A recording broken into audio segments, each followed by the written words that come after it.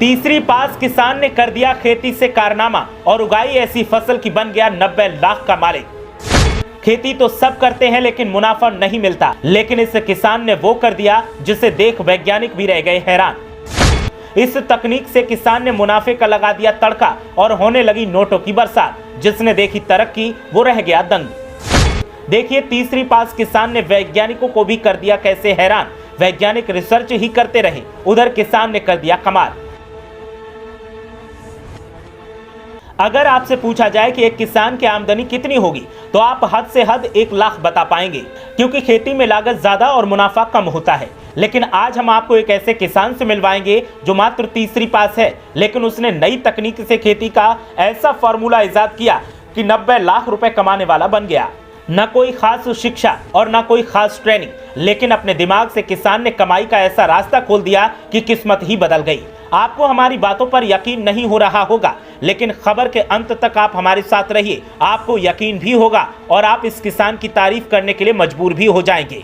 दरअसल हजारों मील तक फैले रेगिस्तान वाले राजस्थान का एक जिला है बाड़मेर। जिले के नाम से ही जहन में रेतीले पहाड़ उभरने लगते हैं, लेकिन अब यहाँ अनार के पेड़ लहलहा रहे हैं।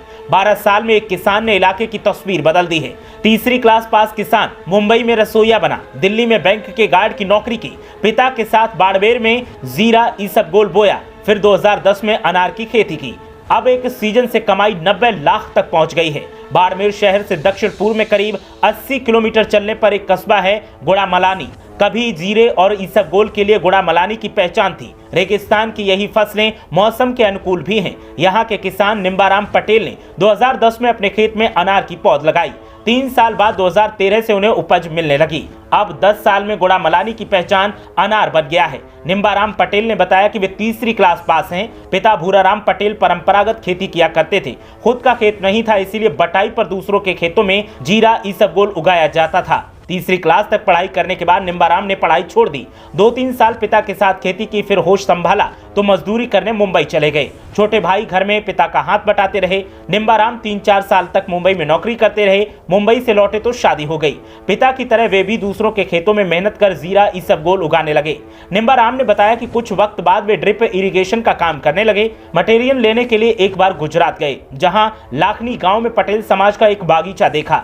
बागीचा देखकर उन्हें खेती में नवाचार का विचार आया। इसके बाद लाखनी से ही वे अनार के 1000 पौधे लाए और अपने खेतों में लगा दिए। निम्बाराम ने कहा कि पिता पुश्तैनी गांव सिंधवासा में रहते हैं, छोटा भाई भी वहीं है। वहां उन्होंने 2000 पौधे अनार के लगा रखे हैं। पूरा परिवार अब अनार की खेती में लगा है। निम्बाराम ने कहा कि अनार के पौधे में 3 साल बाद फल आने शुरू होते हैं। यूं तो 2 साल बाद ही फल आने लगते हैं, लेकिन ये फल वीआईपी नहीं होते। 3 साल बाद ही अच्छे फल आते हैं। उन्होंने बताया कि 2010-2011 में 2 हेक्टेयर जमीन पर अनार के पौधे लगाए तो 2013 में पहली खेप से 3 लाख की आय हुई। दूसरे सीजन में 5 लाख। इस तरह से 1000 पौधे से 7 से 8 लाख एवरेज इनकम होने लगी। आज निम्बाराम के पास 10 हेक्टेयर जमीन पर अनार के 8000 पौधे लगे हैं। सारा खर्च निकालकर एक सीजन में कमाई होती है 80 से 90 लाख के बीच। इस साल अनार की 135 टन पैदावार हुई है।